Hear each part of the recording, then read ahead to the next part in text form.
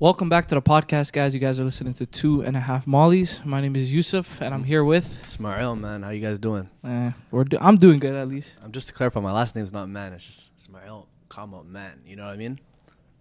Anyways, so how's your week been? I think, I'm not going to lie to you, it's been going good so far. One thing that I would say is that it's amazing because of the weather, but I never knew weather can change so much of how you live. You know what I mean? What do you mean? Because, you know, we live in a place that's always, at this time around February, it's snow, crazy windshield.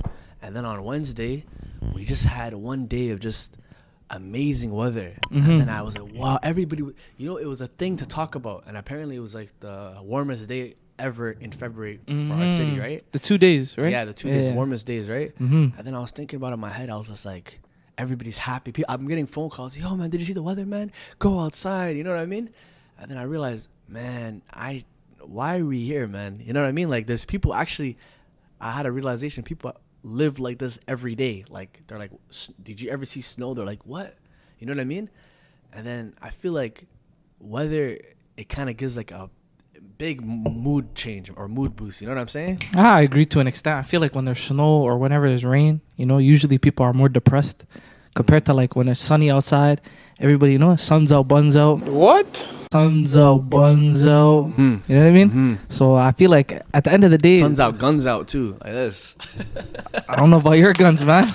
I'm not saying me specifically. No, but yeah, the weather's been really good outside, so I'd say the mood, you know what I mean? Everybody seems a lot more happy. Yeah. Even today the weather's not that bad too. It's not that cold, so I'm not gonna lie to you. Man, I'm still thinking, man, we should move to California, man. I think that's our next chapter for 2.5 Mollies, man.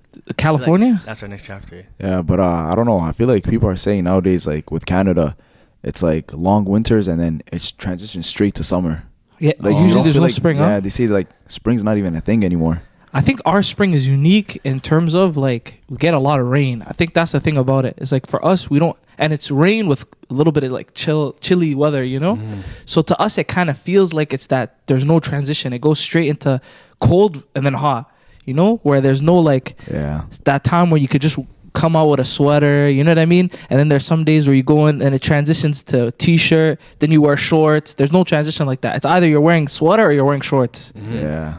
Another thing to mention is that I remember when I was a kid, there was that moment in March where everything's just muddy.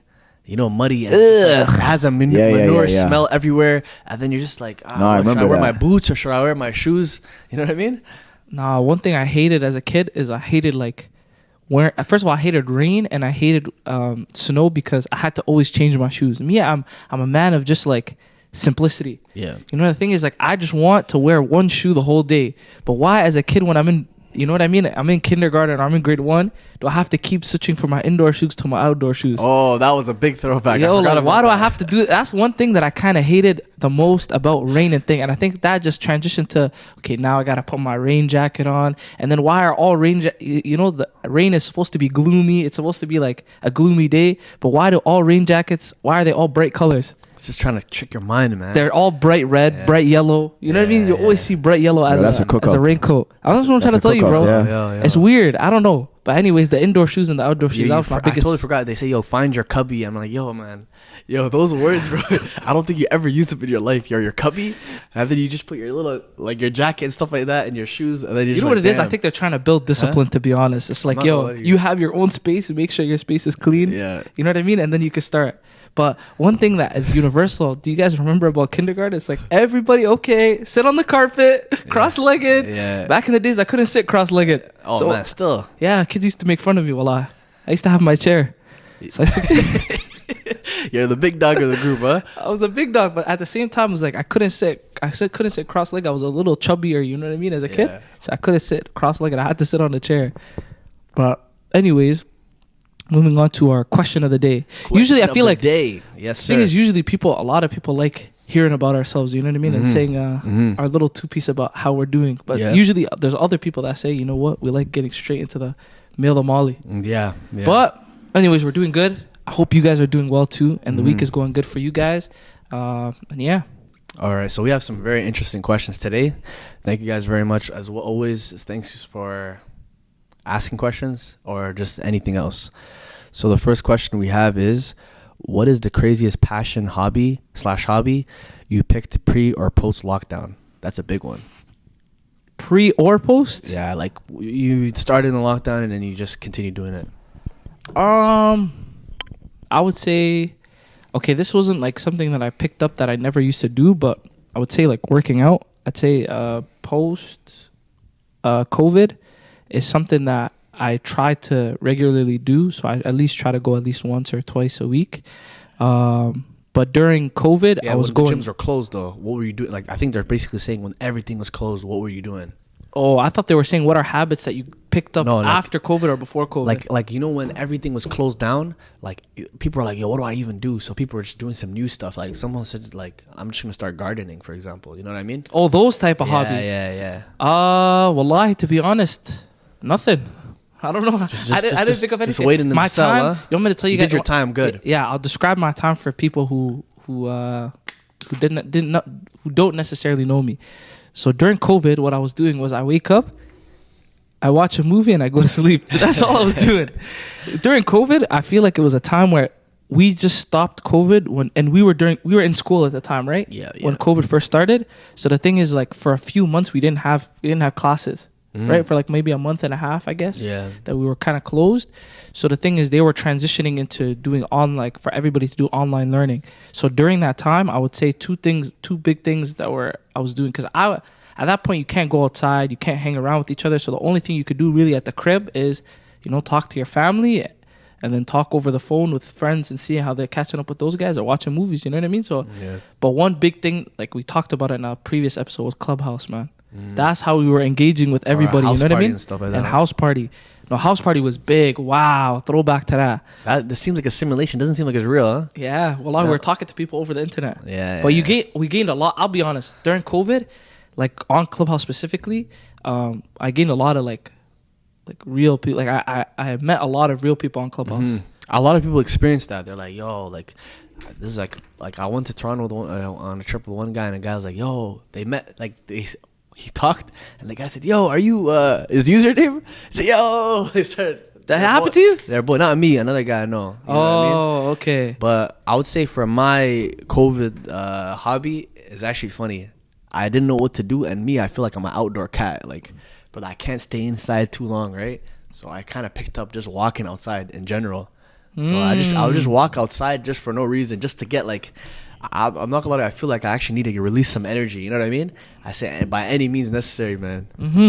Yeah, energy. But anyways, no. But listen, I'm not sensing some positive vibrations right now. No. But speaking on that though, on that specific note, like for people who don't necessarily know Ismail, that's a big one, because Ismail walks every single time. Every time I'm on the phone with him, I keep hearing him go, because I know he's walking around. You know what I mean? He's always fidgeting. He's getting those 10K steps in. 10K steps in. 10K steps. So I feel like for the viewers out there that are watching, like Ismail's an avid walker, so he continues to do that, not just outside, but in the house too. It started in lockdown. Oh yeah, when I'm on the phone, I'm always walking around. It's low key. I feel like the podcast would be more. I'll be way more better at this podcast if I was allowed to walk around. Hey man, you should look into IRL streaming. Are you ever gonna get that from 2.5 Mollies? We'll see, man. We'll see. Streaming Twitch? Let us know, man. We have another quick question. It says, how do you plan on working around the lack of attention to the city of Ottawa? So basically, they're saying Ottawa's not saying much. How do you plan to grow your podcast and stuff? I think just like I look at the podcast kind of similarly to the way that I look at getting a job. I feel like networking is the biggest thing. So getting a hold of people that are within our field. So let's just say, for example, there's a few podcasters that I can name out. To be honest, I don't remember them off the top of my head, but networking with them, yeah. Networking with those guys and making sure that we collaborate with them. That way we can sort of grow our podcast that way. I would say also just kind of working on ourselves. I feel like the one thing about it is like going through and trying to become big, I guess, in Ottawa is not, and no different from getting big in the UK or getting big in London. You know what I mean? It's a mentality. I think it's just based off of your content, and I feel like it doesn't really matter about the city specifically. It just matters if you got it, you got it, and if you don't, you don't. Shout out to Demo, if you guys know that video. Yeah. Heart You of know a what I mean? lion, heart of a lion, huh? Heart of a lion with a skinny body. If you guys know You that. show me, you shoot 6 niggas. So and then I will die. And I will die. No, but it just really depends on your content. So to be honest, I think for us specifically, it's just we're trying to work on ourselves and making sure that we give you guys the best content that we can. And then from there, just continuing to grow, not just with, we don't want our podcast to grow, but as people and as podcasters, we also want to grow too. So at least that's how I think about it. Exactly. How about you? No, you put it perfectly. And also, in the age of internet, you always just networking, reaching out to people. And it's just about how you don't limit yourself, you know? Whatever you're doing, don't think, oh, I'm in my environment. I'm limited to my environment, you know? Just try to do whatever because life is short, you know? I agree. But moving on to the actual topic of the day, specifically, one thing I was thinking about the other day was about community, and we're literally on the cusp. Is that the word? The cusp On of the cusp, on the cusp of Ramadan. You know, now that I'm a spelling bee champion, I can actually say cusp. Yes, correct. We're bringing that up, huh? Now I'm gonna get one people were saying, "Yo, this guy's looking like an idiot on the thing," but it's harder than you think, man. It's, that was bad, man. Now that was bad, but you know what it is? I was even looking back at Mischievous. I almost felt it right. You know what I mean? I almost got it. So you know what? We're gonna have a spelling bee part 2. And if you haven't watched that, it's the last episode. Go watch that. So but yeah, so we wanted to speak a lot about community, and we're on the cusp of Ramadan.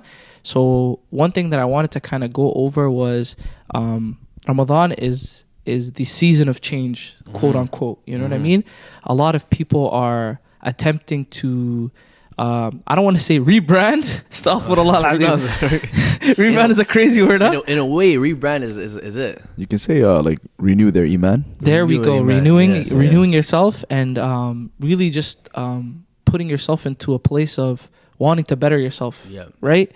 So why I bring up community is there's a lot of people. So a lot of the times we speak about ourselves in terms of a lot of people come to the realization of how do I fix myself, right? How do I put myself into a situation where not only my iman, right, but my habits, everything with regards to myself, how do I uplift that or how do I get that better, right? But a lot of people they don't necessarily see the other aspect of, you know, like the other people within the community, right? And we undermine kind of that, and we don't talk about that, right? And how community in itself is very big during Ramadan, right? And it's something that's essential. A great example, speaking on COVID, is like Ramadan was completely different when we were in COVID. Oh, man. Like we couldn't pray Taraweeh. Like I think for that 1 year, right? That 1 year we could not pray Taraweeh. It's like I'm hearing that there was low-key some little small people gathering in rooms and praying Taraweeh by themselves. You know what I mean? We don't want to speak out those guys. There's some guys violating the laws, man. Violating the laws at that point, but that was such a different time, man. yeah, and then even like when it came back, right? Like we had Taraweeh, but then like we had like separated. Yeah, they're putting X's on the carpet. This is your designated spot, huh? Exactly, and you pray here. I kind of felt like a dog at that point. you know I'm not gonna lie. You know what was going through my mind at that time. You know what the X is? Usually, you know, when you're lining up for salah, they say, "Yo, fill the gaps, toe to toes." Yeah, for shaitan. I'm like, yo, damn, bro. Shaitan's having a field day on us, huh? But Ramadan was completely different. Like, and I just kind of wanted to speak on that specifically on, you know, like, because there's a lot of people that you notice that, you know, around this time, you know, there's a lot of reverts that have, you know, like came towards the folds of Islam during the time between Ramadan times. So imagine like those people are people that are off to school that are kind of fasting by themselves. You know, like community is such a big thing. And yeah, that's something I really wanted to talk about today. So another point just to mention, like about the spacing, like one guy, his dad was telling him, and it's like, he's like, bro, I miss even like in that COVID time, he's like, oh, I miss like praying and having someone like I don't know, like my Muslim brother, I feel them like shoulder to shoulder, heel to heel. Like you once you don't have something, you realize all the little things you were taking for granted. You know what I mean?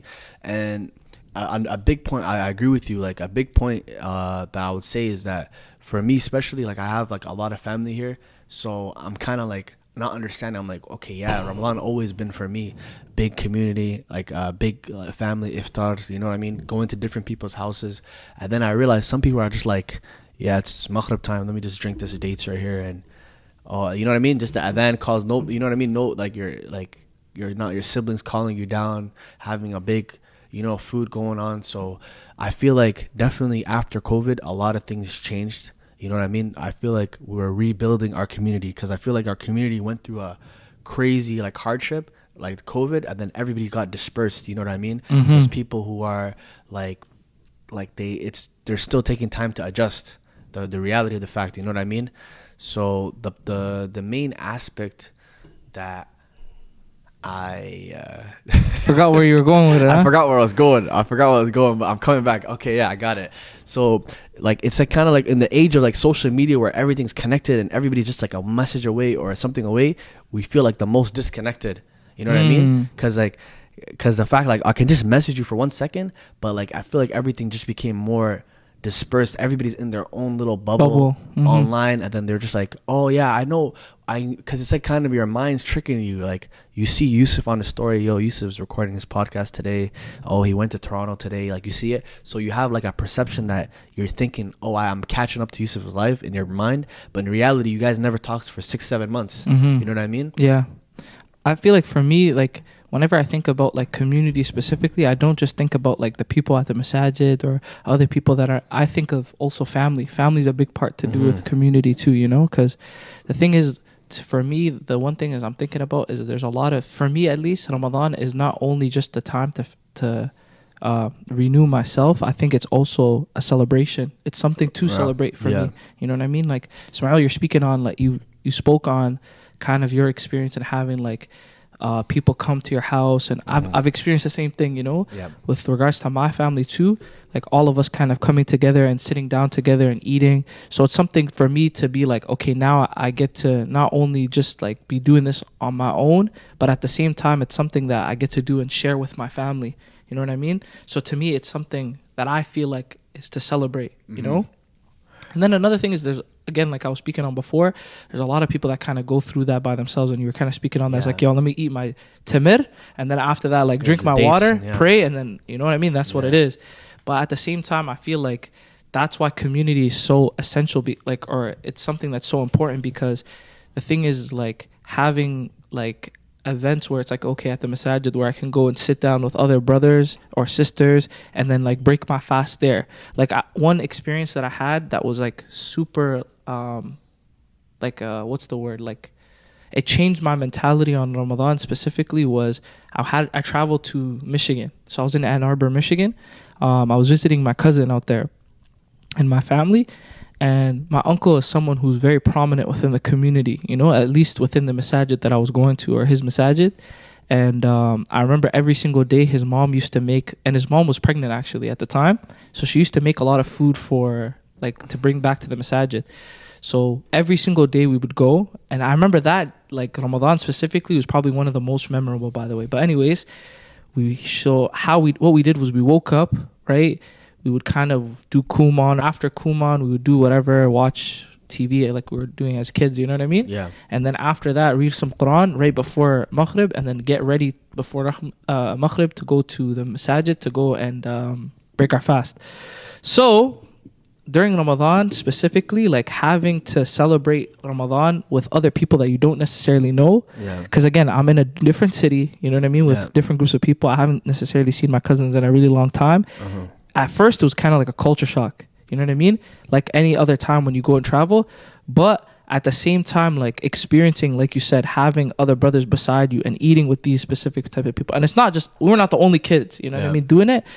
So it was an experience. And I remember the one thing that they used to always have is like they used to put these, like, you know, the thing that you put in bris, like basically the rice, like that, you know, that small, I don't know what it's called, the black things. Fil? I think that's what it's called. Is it fil?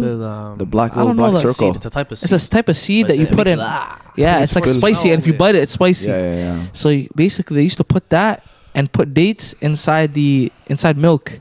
Oh. And then they used to shake it a lot. No, it was actually good. Date shake? It was like, no, but it was like it was in milk, and then they mix it together, and then everybody used to drink it. That was like a throwback. And they used to put like a little bit, they used to make it into strawberry sometimes.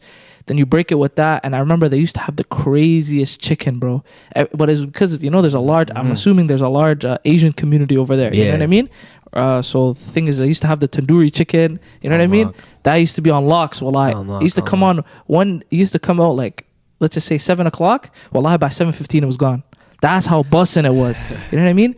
So to make a long story short with that, it's like You felt the making sure- community. yeah, and I want to make it a point to say, like, if that's your experience and you kind of feel like, you know, let's just say you're traveling abroad, right, and you're just experiencing Ramadan by yourself, make sure that you go to the masajids. Because the one thing is, to me at least, is I feel like the good thing about like the Muslim community specifically is like we're very, at times and specific, you know, groups of people, Yeah. we're very like community oriented. Like we want people to join it, Yeah. right? So the thing is, a lot of the times, like, okay, I see this guy, he's by himself all the time, so guess what, salam alaikum, what's your name? Yeah. You know what I mean? Introduction like that. And especially during Ramadan, and you start celebrating, you'll start to get to know this guy, get to know this guy, and then from then on, you know what I mean, you're a and- prominent guy within the community. 100%. And you know, you brought up a good point, because Islam kind of like, it promotes community. You know what I mean? There's a lot of things that, in the aspect, for example, even when the Prophet ﷺ, when he came to Medina, he paired up the Muhajirin and Ansar together. Like he built the community, and by building the masjid, he built a community around it. You know what I mean? Where he paired them up, and then they shared their wealth, and they became like kind of like brothers. You know what I mean? And there's a lot of, like, when you think about it, we pray together. You know what I mean? We don't. Imagine we just have to go inside we just have to pray by ourselves, for example. It's like recommended, you know, for us to pray together. It's like you keep seeing that guy, you know what I mean, that you're gonna be like, yo, where's Yusuf, man? Yo, is he sick or something? Visiting the sick people. There's like so many aspects where it's community oriented, and it keeps the bond stronger. And like just the fact that, think about it, I was thinking about it when you were saying it, the fact that you were going to a place and then you're eating food with a bunch of randoms, but the only thing that unites you guys is Islam. You know what I mean? So I feel like a lot of people are robbed from that because of maybe not knowing, too, like maybe afraid to start. You know what I mean? A lot of people are afraid to start. Maybe it's a bad experience. We can talk about that a little bit. A bad experience with the masjid or something, and they're like, oh, I'm kind of like wary about judgment, it. yeah. Judgment, for example. Like I feel like I feel blessed, for example, for experiencing that, and I feel like I want to, like, if someone is hearing this and they're one of the people who are like experiencing, oh, every Ramadan is, I don't even really feel like what everybody else feels. I feel like this should be your motivation to say, like, let me try to do it, and let me try to go out. And one aspect that I felt this a lot is, alhamdulillah, like when I went to Umrah, is when you really see, like, yo, Islam is really just every nationality. You see them, like Uzbekistan, you see Yeah. No, I can back that, because Yeah, I was exactly. there not too long ago in September, and man, you just see where Islam was built. You know what I mean? Yeah. So when you come back, obviously over here, there's things that distract your mind, but when you're out there, man, it's like, yo, like, I need to really focus and lock in, you know. But yeah, man, 100%. And you know, the fact is that you see like every nationality, boom, boom, boom, boom, and then they're like, and then there's like, even like, I have a video on my phone, even like there's a time where I'm just like, I'm like, me and my friend were taking a picture in front of the Prophet's masjid, and then a guy, and I was recording, for some reason it was on video, and then a guy came right up to me like with a bag of dates. He's like, he doesn't even know English. He's from like the stands, you know what I mean, like those countries, right? Uzbekistan, Kazakhstan, right? The guy came, he says, my name is like Jordan. I was like, okay. And then the guy said, yo, eat this dates. And I was like, oh, wow, okay. I started eating it. He says, yeah, good. And then he just kept running. Everybody's just on a, especially like when you go to Umrah, everybody's just on a, like a spiritual high. So everybody's just like so nice to everybody. You know what I mean? And then, but don't you feel like that should translate to everywhere? it definitely should. But then, like, it feel like you see the reality of like, this is what it should be. And then when you come back here, you're like, okay, I have like glimpses of that in here. Whenever you go to the masjid, you see a lot of people, like everybody's happy, you know what I mean? Or like when it comes to Ramadan, you get glimpses of that same feeling, you know what I mean? Especially in Ramadan, because it's just a blessed month in of itself, right? So you get glimpses of like, yo, like after, for example, Taraweeh, everybody's happy, everybody's like, oh, let's get some coffee, you know what I mean? Different stuff, you know what I mean? And then you see a lot of people who just like, one guy, like, this is a crazy story. One guy, I was just sitting down, he came to me, he's like, bro, he was talking about it, he's like, he saved up a lot of years just to go to Umrah that year, right? And it seemed like also from his, like, talking to me, I think he was telling me, like, kind of like, he lives in a small village, like, I think it was Uzbekistan, a small village. He never, like, I think I was the first black person he was interacting with too. Yeah. You know what I mean? And the guy's like, yo, let me take a picture of you. And I was like, all right, let's go. He took a picture. It happens a lot when you're there, you know. The guy's like, yo, let me take a picture with you. I said, I thought he was Javante Davis or something. I thought I was a celebrity for a second, huh? Kobe Bryant or something like that. And the guy, I dabbed him up, right? And I said, all right, man, nice to see you. And then he's like, yo, man, you know, he's like, and then he knows basic English. And then he said something, and I was like, whoa. He's like, yo, inshallah, man, we're gonna meet in Jannah, man. And I was like, whoa. He says, we're gonna be best friends in Jannah, man. Don't worry. And he just walked off. I never saw him ever again. Inshallah, we'll see each other. Jannah But I'm Firdaus, saying, inshallah. She wants to have a black friend, huh? yeah, yeah, bro. He was I the guess token guy. I was the token black friend for today, man. You know? Yeah. But that was crazy. Like the community, you see the different community, and like Yusuf, what do you think about like a lot of people? They might be like, yo, I went to the masjid, you know, let's just say I had my do-rag on, or I had my, you know, I had a braid up, fresh retwist, you know what I'm saying? I had a fresh retwist, right? Mm-hmm. And then I'm like, I came to the masjid, or I had like, you know, ripped jeans or something, or for the girls, like I wasn't really wearing the best, like I wasn't wearing a hijab, or I wasn't wearing the most modest clothes, and then they get like judged hard, and then they're like, man, I don't know about this masjid stuff, it's for me. I would say number one, the thing is, like, I'm not gonna speak necessarily on right or wrong. I think that in situations, you know, I feel like you're entitled to do, you know, what you want, you know, at the end of the day. But one thing I'm gonna say is, it's definitely a negative comment, but I want to say that to preface this, I just want to say that in order to fix a problem, you first have to understand that there's a problem there in itself. Right? You have to understand that, and then from there, once you understand that there's a problem, then you could start to see, you know, and figure out ways to fix it. My problem with the masajid specifically, not saying that there's anything wrong with it, like not saying there's anything wrong with the masajid, but it's the people, is everybody's mentality is this is the one way of looking at things, or this is the one way of seeing things. And everybody has their own outlook on what a typical Muslim is supposed to look like, you know what I mean? You know, and I feel like it's also generational too. I'd say that a lot of this biasness might be based off of like generational things, like for example, or stereotypes. Like for example, I've had definitely times where I've had braids, for example, and then, you know, an Arab guy or an Indian guy might look at me and be Somali like, even Ader. or Somali Ader is going to be looking at me like, yo, I feel like Somali people specifically, or other types of people, might look at it and be like, why are you, not necessarily why are you doing this because it's haram, but why are you doing this because it's like a girl's thing to do. You know what I mean? Like cultural, yeah. But like towards specifically like the people who look at it and be like, this is haram, for example, I feel like the one thing I'm gonna say is I feel like it's a bad thing, and I feel like we have a problem with it everywhere, because a lot of, like I said, a lot of people have that outlook of this is the type of way that we want people to look. Short hair, you know what I mean?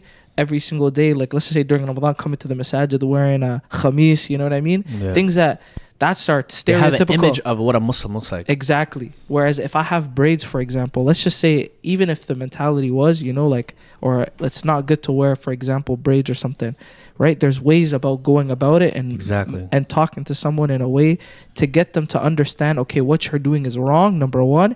And number two, how can, like, because the thing is, I feel like a lot of the times these people don't necessarily understand that sometimes they're moving the people away. Exactly. So now let's just say, for example, if I were to come and talk to the guy and be like, hey, this is what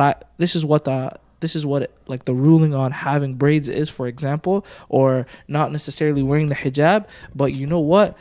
There's a halaqah or something like that coming. I don't know how to have a conversation. Like exactly what you're saying. But saying, like, you know, saying it in a way that's not like putting the person down, kind of keeping the situation and telling them and advising them in a great way, and then maybe developing that relationship.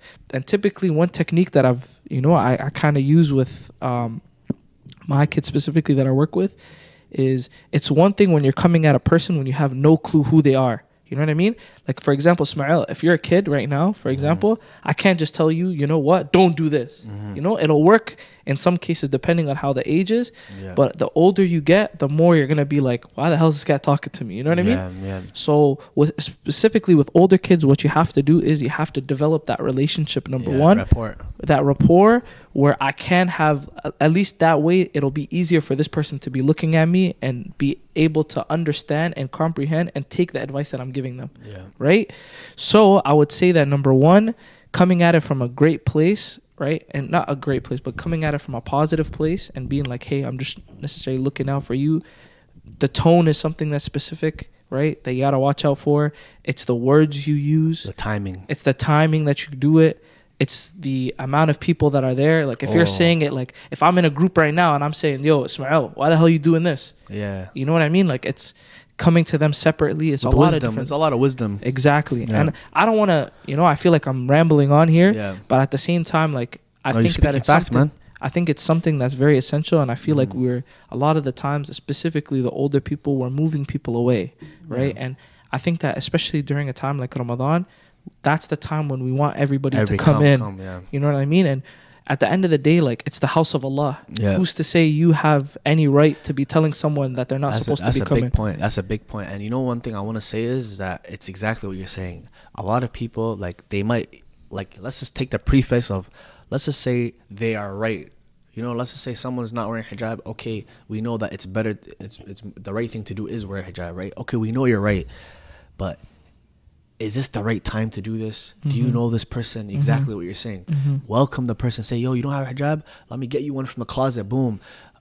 A lot of people I know, they either become Muslim or become better Muslims because that's people good character. That's how a lot of Islam was spread. You know, a lot of people say, yo, why were you Muslim? Bro, it's because of that guy, bro. I was wondering, yo, this guy has amazing character. He's always welcoming. It made me interested in what makes him do that. You know what I mean? Let's say some, like a young guy comes to the masjid, first time ever went, and he's getting screamed at. Of course he's not going to go there. Why are we acting like it's that person's fault? Of course he's not going to go. You know what I mean? But it's just all about just being welcoming. You know what I mean? Maybe after a couple days you tell him on the side, yo, by the way, you should try to do this. You know what I mean? People are way more receptive, right?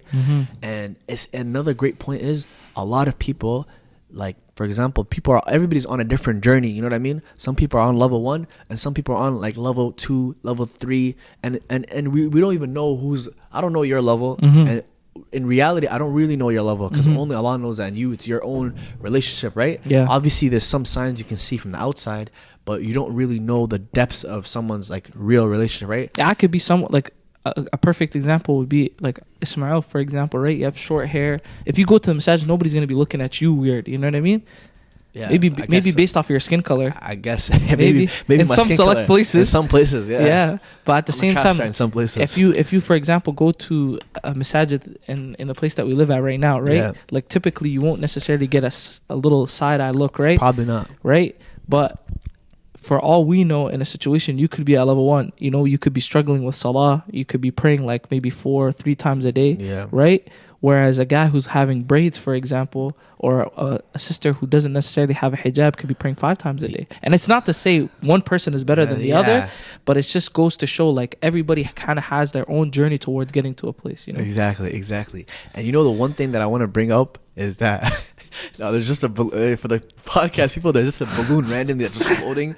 I actually my heart dropped, bro. I thought someone was gonna kill me, man. If you guys ever watched that movie Up, do you guys know that? Disney when Up, the balloon, yeah. No, not that Up. I glitched. Bro, I'm not gonna lie to you. The balloon was just slowly floating, and I was like, you know, the whole time I was side-eyeing it. I seen it slowly coming. I'm like, yo, this balloon's madness. It has a mind of its own up. But no, I was talking about the It movie. You know when the balloon comes up, that's how you know the It clown is up. Yeah, the clown. Oh, yes. I had a little scared moment, bro. But anyways, yo, I'm telling you, that's the same balloon earlier when I was locking the door. I was like, yo. That you're getting scared about, huh? Alright. So basically, a lot of people have like a kind of like, you know, when it's good to have confidence, but at the end of the day, it's like you always, as a Muslim, you have to have humility, right? And when you have humility, Allah will raise you. You know what I mean? Yeah. And the fact is that a lot of people, they think, brother, at the end of the day, we don't know what's accepted or not at the end of the day. So sometimes, you know, you get a couple years in praying constantly, couple years in reading a lot of Quran constantly, and you're like, okay, I'm feeling myself a little bit, a little jab step. You know, you have your jab step, you have your little finish, you're nominated for the All-Star game maybe, right? But the thing is, the reality is that in faith and Islam and Iman is like, it's not, we don't know. First of all, number one, like even the Prophet ﷺ, like all the prophets, they used to ask Allah to accept their deeds. You know what I mean? For example, like after Salah, you say Astaghfirullah 3 times because you're for the mistakes that you have made it. So all of our stuff is imperfect, right? And the fact is, the matter is, even the prophets were very humble. You know what I mean? And the du'as they made and everything. So the biggest mistake a lot of people have when they start practicing a little bit or start like getting a groove on is that they're like, okay, I'm feeling myself, and then I a guy, I'm like, okay, yo, this guy's a little bit, he's looking like a crazy guy, or this girl, she's not wearing a hijab. Okay, like what's going on here? Like, like I don't know how people talk, but like, yo, sister, why is this girl coming in with no hijab? Like, what's going on? Like, you get a little bit pride coming in, brewing in, right? But the reality is, one message is for myself and for everybody else is like, you didn't get out of your mother's stomach like this. You walked, you came like this, and you became like this. And there's number two, there's no guarantee you're not going to go even worse than that person or perceived person, what you think. You know what I mean? So everything you say like, I'm a Muslim, inshallah, like you, hopefully you die on being a Muslim, inshallah. You know what I mean? So being a Muslim, obviously submit, right? But you, inshallah, you're the one who submits, right? If Allah wills, or if God wills, right? And I feel like that's a very important aspect, because coming into the month right now, we're recording this before Ramadan, but it's probably going to be released during Ramadan. So coming into the month of change, don't be the person who's bringing people away. You don't be that guy. Be the guy who's like bringing everybody towards, in. Exactly. Promoter. You know, and I think, to me, I think just to conclude with my point, like I agree with what you're saying. I think that number one, when it comes to community, if you feel like you're someone that's alone, don't understand that. You know what I mean? Like, don't think that you're the only person kind of going through it, number one, and understand there's people out there that would be willing to take you in, if that makes sense. You know what I mean? I don't want to make it seem like, oh, I'm lonely. You're gonna give them a big hug, huh? You know what I mean? I'm miskeen, I'm lonely, but at the same time, you're right. Like, you know, there's always people like me, for example, or people like Ismail who would definitely, you know, like in situations like that, if we were to see someone in that position, and I feel like everybody should have that mentality. So for the viewers that are watching at home, like try to make it a goal for yourself, at least during Ramadan, to at least get to know someone new, you know, somebody that might not necessarily like know you specifically. And who knows, maybe even for one day, like invite that person to your house. Let's just say you have a big family, you know, invite that person, get to know them, and then from there, like at least not only will you get hasanat for that, you know what I mean, but at the same time, it's something that you're incorporating within yourself, and it's a good thing. So that's number one. Again, you don't know what people are going through. And number two, specifically with judgment, understand that you yourself are not perfect. And in situations when you do see someone in a position where someone might not necessarily be doing the best thing, understand that person might be going through something or doing the reason for, like doing give a lot of excuses for the people, benefit the doubt. That, number one. And number two, go about the situation and talk it to them in the best way and try to bring that person in instead of realistically, regardless of intention. You don't want your impact to be something that pushes someone away instead of pushing them towards. 100%. So. And, you know, just to conclude on the topic, is like, as Yusuf, you put it very beautifully. I would say to the people like who's listening to this, you're probably listening to this during Ramadan. So obviously I'm drinking water right now. I sound like the biggest crazy guy. Huh? Imagine, yo, it's Ramadan, man. You know what I mean? But listen, one thing I'm gonna say is that for the people who are like trying to revamp their journey and first time, okay, I'm coming to the masjid, I would say be patient on the journey. You know what I mean? Sometimes you meet adversity at the beginning, but like you go the second time, you meet the best person ever. So I say keep on trying. Don't give up. Don't let one bad experience ruin a whole thing for you. And two, I was like, we basically mentioned, for the people who are like, let's say they were going to the masjid before, keep going and don't think that you're good. Keep going and try to be harder. Don't think that your previous things or previous work is good. Like, always try to strive for the best. And we hope that all of you guys have a blessed Ramadan, and may Allah allow us to reach it, because it's not there yet. And may Allah allow everybody to accept their deeds. And you know, if we made any mistakes, obviously we're not people who are like knowledgeable, like very knowledgeable in Islam, so forgive us for that if we made mistakes. This is just a humble advice between guys, starting from ourselves, and we're all trying to work to be better. So 2.5 Mollies is out. Assalamu alaikum. Subscribe on YouTube and click the bell so you don't miss any uploads.